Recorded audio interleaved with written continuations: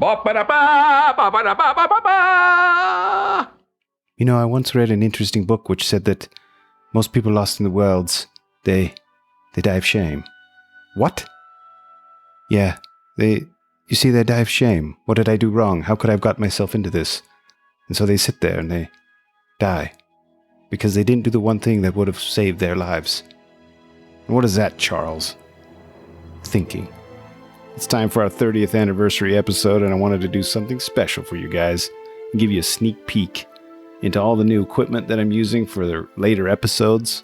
After we get through all of our older recordings, give you just a taste, whet your beak for things to come. So let's sink our teeth into this week's special review of 1997's The Edge. You're the salt of the earth. You're the most excellent man.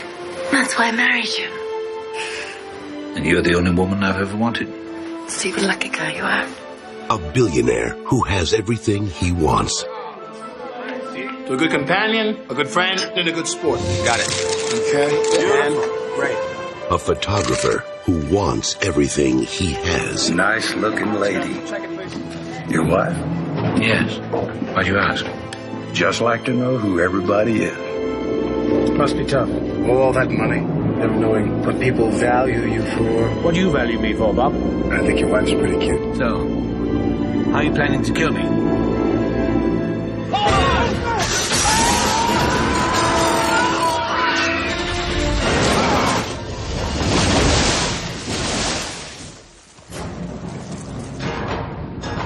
Now, two rivals lost in the wilderness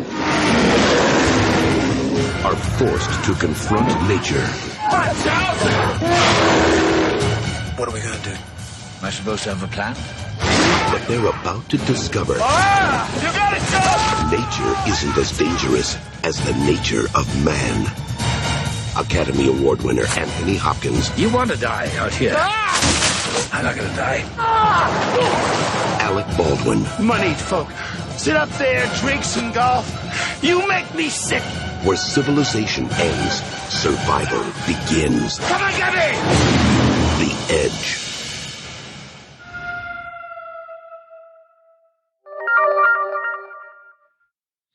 Welcome back to Should You Watch This with the Popcorn Priest? Your host, Chris Compton here. We are screening, or we have screened in this episode, The Edge from 1997. I have a guest host today, JJ. Glad to have him on the show. What's up, bro? Thanks for having me, Popcorn. This is one of our favorite movies of like, I lived with Geffo, or JJ, I should say. Sorry. I can't not call you that because that's just your nickname. But JJ, I lived with you for a bunch, and I remember this movie was on your like shelf. And my DVD shelf. Yeah, your DVD shelf, and I'd never seen it before. And I remember you went home to visit family or something, and I just like binged everything that was in your list. And I remember calling you, or did we have text back then? No, I think we didn't talk about it until I came back. Until you got back. So I remember like, holy crap, what is this movie? Where did it come from? And I feel like a lot of people that I talk about who has seen it has had the same reaction where they'd never seen it before, and someone told them to watch it, and they saw it, and they're like, I just feel like this movie couldn't be made now. No, it's no way. And it's an under the radar 90s great adventure movie. Yeah, it's insane. Like some of the coolest stuff is in this movie. All right. I do have some facts that I wanted to go over. Again, it came out in 1997. It has a runtime of 117 minutes, directed by Lee Tamahori, which, if you don't know, my man Lee Tamahori, he has directed, like, he's had a weird history. Like, he came out of New Zealand. Okay. And came to America, and he directed two like really low budget kind of movies, and his third movie was The Edge. which is crazy. And then he directed Along Came a Spider, and then somehow, somewhere, Hollywood said, "Hey, why don't you direct a James Bond film?"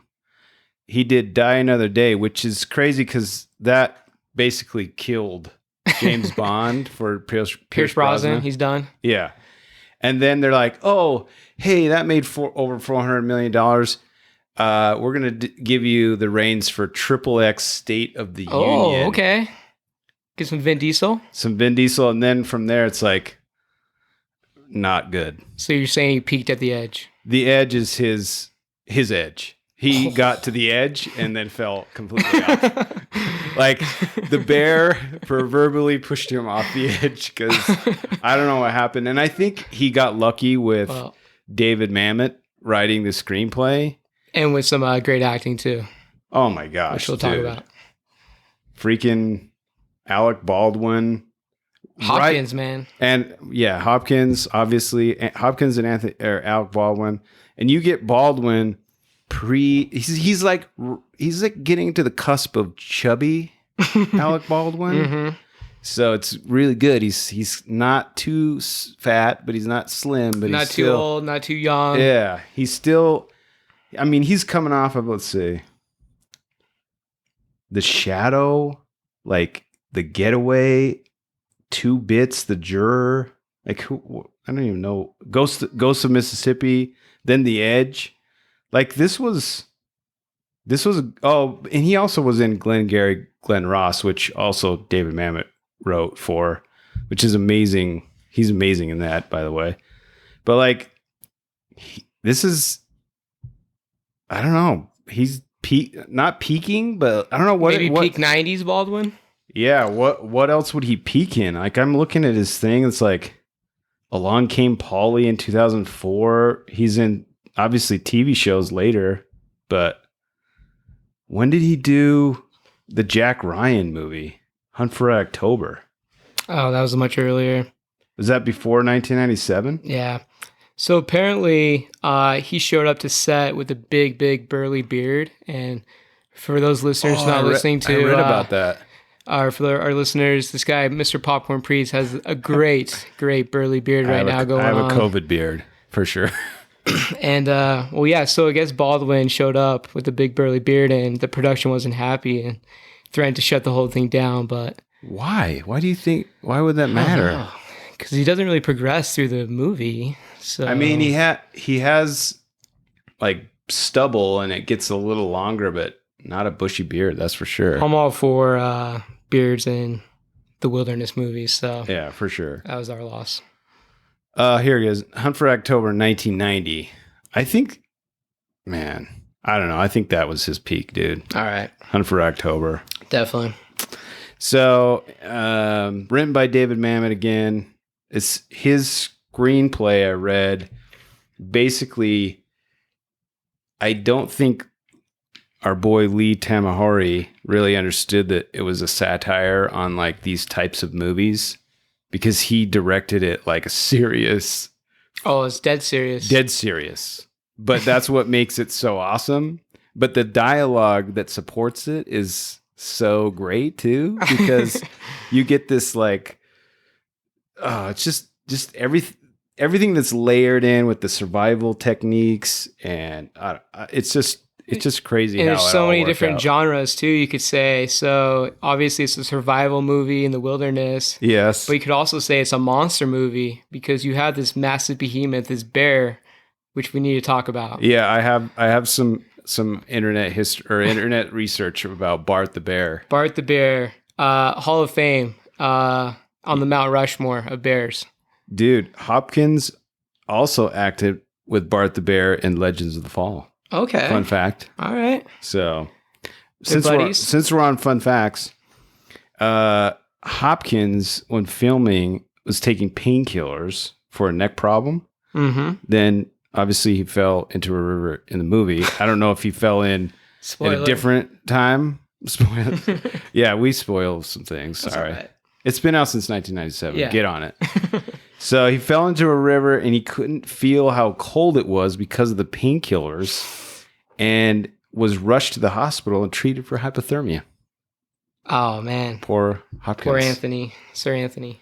He also, I believe I wrote this down wrong, but I think he suffered a slip disc prior to filming, so it was a pre-existing injury, and he incorporated the pain in his performance. You can see it. Yes, I did, which is interesting. When I did the research, I'm like, yeah, for sure, he channeled that back pain. Anthony's a savage in this movie. He is. Those two play the perfect them. Like, I got a question for you, Popcorn. Okay. So Charles is the name of the character Anthony Hopkins plays, which Baldwin says about 100,000 times. Oh, he says at least 87 times. There's at the very end he says it about times. 30 times in 1 minute. It's incredible, Charles. But anyway, so we have Anthony Hopkins playing Charles. If you were to take his character in a steel cage match versus his iconic Silence of the Lambs, Hannibal Lecter, who's coming out of that cage? Dude, that's a good question. That's a hard one, man. I'm gonna have to say Charles, because I mean Hannibal Lecter's gonna get emotional, and like he's gonna be hungry. Freaking he's Charles, gonna be thinking about eating. Yeah, Charles is so calm about everything. He's a thinker. Yeah, there's a quote that I wrote down. This is like if this movie is, if you're having a bad day about thinking about how am I going to get through college, or how am I going to write this book that I need to do, or how am I going to like hit 25 free throws in a row, watch this movie and you'll be able to do anything you want afterwards, because it's like an inspirational poster, but a movie in a poster. Because he says, let's see, just everything about it is so inspiring. It makes you want to, like, I mean, the quintessential quote or scene of the movie where he's convincing Alec Baldwin that they can take on this bear that's chasing them. Yeah. So for those who don't know, Hopkins plays this eccentric billionaire. Okay, and he's stuck in the woods. He gets stuck in the woods with Baldwin, and then obviously they got to find their way out. And he just goes from this billionaire mode to this survivalist, and they encounter this monster bear along the way. Huge. And he's able to plan and strategize, and just leaving you on the edge, literally, of your seat. Yeah. Oh, here's the quote. You know, I once read an interesting book which said that most people lost in the wilds, they die of shame. And then our token black guy in the film, I'm sorry, that's what it is. And that's what David Mamet wrote in the script. It was a satire on that, because Harold, yes. From Lost, one of my favorite characters from Lost. I read about it. There's like Roger Ebert talks about it in his review about, there's like an acronym for it's like the brother that gets killed. That's what he calls it. BDGF. Yeah, that's what it is. That's what he was writing about. It was a satire on that, because like, but anyway, he says what? And then he says, yeah, see, they die of shame. What did I do wrong? How could I have gotten myself into this? And so they sit there and they die because they didn't do one thing that would have saved their lives. And then Alec Baldwin, of course, says, and what's that, Charles? Thinking. It's just so awesome. Profound. It's like, just don't give up. You can get out of anything. And it's just, I don't know. I know it's a silly movie, but it's also very inspiring. It makes me like want to kick butt. It's great. It's a great wilderness survival story. And even though it's summer right now, it's great to watch. It's got great cinematography. It takes place in, I think, Alaska, but I think it was filmed in Canada. Alberta. All right. Alberta, Canada. It was based on a Brazilian TV show of the same name, where contestants are dropped into the wild and left to survive using the techniques mentioned by Charles in the book. Because he's reading that, I don't know, the book, they flash it a bunch of times. It says like into the wild, or something in the wild, or something. And so he's using all those techniques. And what's interesting is the whole like first 30 minutes of the movie is is all foreshadowing of what's going to happen. Every single thing you're watching, it's like, well, keep a note on that. That's going to happen. Definitely. It's a great introduction of Baldwin's character, flirting with Hopkins' wife. You get to know her. Gosh. Dude, Baldwin acts this in the best. He's just an a-hole, man. And you know it right from the get-go. Mm-hmm. So some more Bart facts. This is one of Bart the Bear's final acting roles before his death in 2000. R.I.P. And Roger Ebert actually had beef with the fact that at the very end of the movie they give an acting credit to Bart the Bear because he's like the first thing you see after the first credit you see. Yeah, he's like, we had this harrowing adventure and this resolution at the end, and there's this, tight 2 or 3 minutes with the reporters and everything else that's going on, and then all of a sudden it fades to black and you don't have time to even digest it, and then all of a sudden Bart the Bear. I mean, that's how legendary Bart the Bear is. He's the first one to get noticed. Roger Ebert had beef with it, man. He's like, I love Bart the Bear, and don't get me wrong, but no, that was poor. That's why he gave it 3 stars instead of 4. Oh, that's Raj. It's a bad take by Raj. Yeah. How long do you think Bart the Bear has screen time? What do you think his screen time is? Even if there's fake bear shots. Kind of like Jaws sharks. Bart the Bear, I'm going to say 2 minutes. That's pretty close. 4 minutes, 37 seconds. Okay. Out of a 2-hour movie. That's crazy because it feels like that's the center of the last 2/3 of the movie. It's every scene he's in is amazing. And even though this was made in 97, it still holds up today. It's incredible. What's crazy is that's towards the end of his acting career, animal acting career, and one of the animal handlers said he was like the most cuddly he's massive, docile bear, and the the director and the cuts and the editing made him look so menacing and crazy. It's good. He's on my Hall of Fame of Bears, which if we're doing say Mount Rushmore of Bears, I'm putting him, and then obviously the Jazz Bear for us. Okay, Utah Jazz Bear. I'm a Jazz fan. I live in Utah, but yeah, the Jazz Bear. Jazz Bear is on Bart top. the Bear. Maybe the Bear. Smokey the Bear. Smokey the Bear. Yogi Bear coming in fourth. Maybe Yogi Bear. Yogi Berra. I don't know if it's technically a bear. But. No, I know. Let's see. Who do you think was considered for the role of Charles or Anthony Hopkins' character? I could see. How about a Voight, John Voight? I mean, that would have been okay. 97, yeah. I mean, obviously, I like Hopkins in the role. Gene Hopkins. De Niro and Dustin Hoffman were considered for the role. Oh, De Niro. You talking to me, Bear? De Niro would have been, I mean, that's a different movie, but it would have been pretty sweet. And then guess who turned down the role? He was offered the part. Who? Michael Caine. Yeah, Michael Caine turned down the role. I'm just going to ask these 2 English guys. I guess. Hopkins is perfect for it. 1,000%. 1,000%. Any other quotable lines? Anything you want to talk about with the movie? I have a couple other quotes that I wanted to share, but I didn't want to Well, my favorite quote in the movie is Hopkins when he goes, "What one man can do, another can do." Say it. Say it. What one man can do, another man can do. Say it. And Alec Baldwin's holding the knife, and it's got Anthony Hopkins' blood on it, and he's yelling it by the end.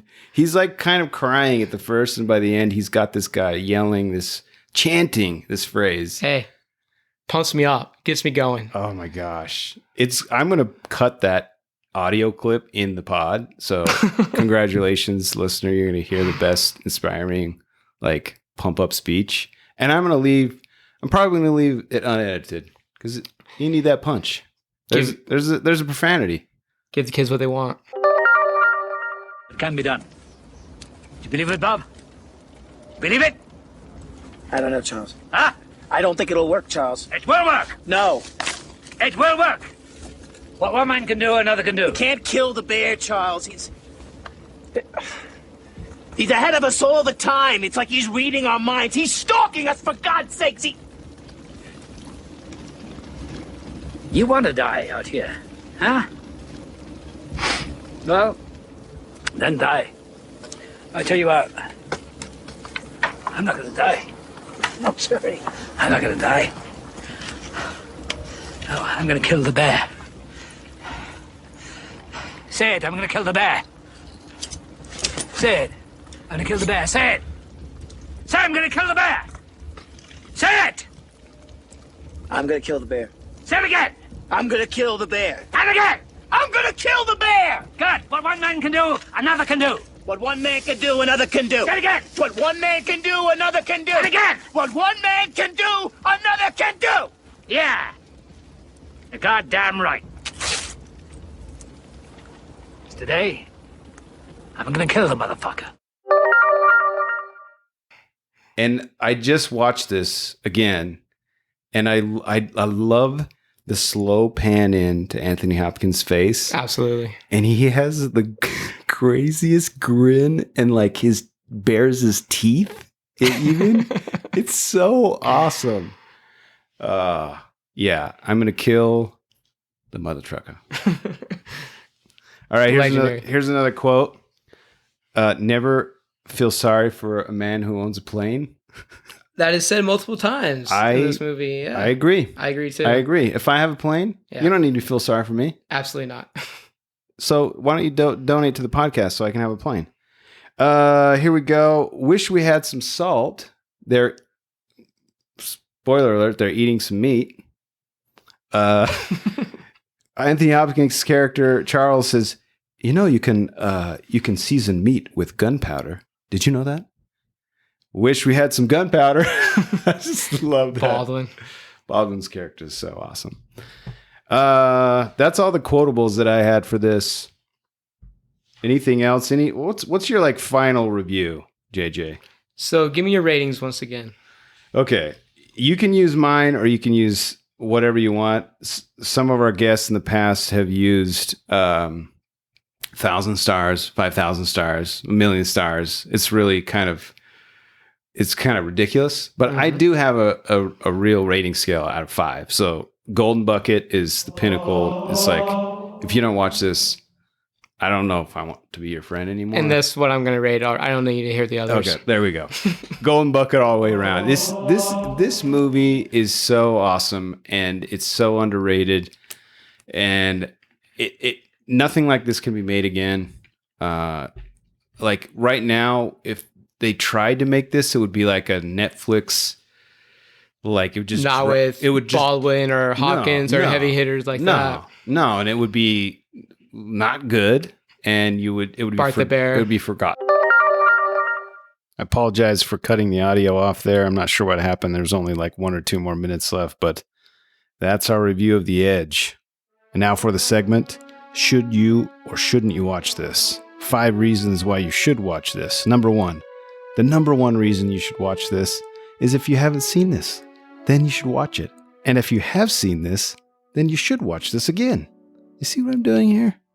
Number 2, you want to see a tightly written thriller.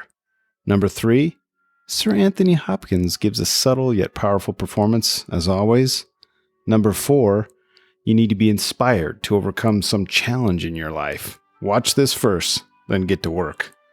And finally, number 5, last but not least, beautiful scenery, Elle McPherson, model photo shoots, pre-fat Alec Baldwin, cutting satirical writing played serious, bear attacks, wilderness survival, man versus man, man versus bear, man versus wild, man versus ham sandwiches. And last but not least, tips on how to make fire with ice. Let that noodle around for a bit in your mind. Those are our top 5 reasons why you should watch this. Also, hit me up on the Twitters if you want to interact with the great Popcorn Priest at Popcorn Priest, and I'll respond to every tweet. Again, thanks for joining us for our review of The Edge. We'll see you next time.